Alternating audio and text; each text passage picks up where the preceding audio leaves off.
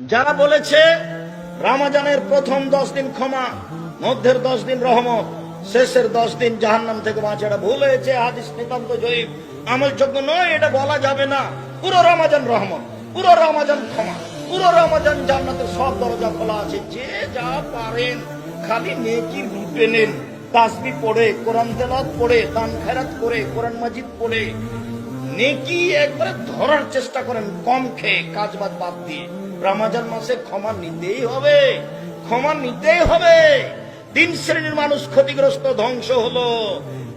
1, রমজান পেয়েও ক্ষমা নিতে পারলো না। 2, বৃদ্ধ বাপ মাকে পেয়েও ক্ষমা নিতে পারলো না।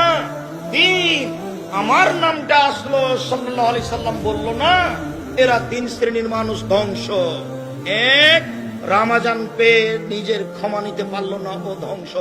আর একটু আল্লাহ নবী বলছেন, শোনো, এজা কানা আউয়ালু লাইলাতিন মিন রমজান, যখন রমজানের প্রথম রাত আসে, একবারে প্রথম রাত, সেই দিনে আকাশ থেকে ফেলে যায়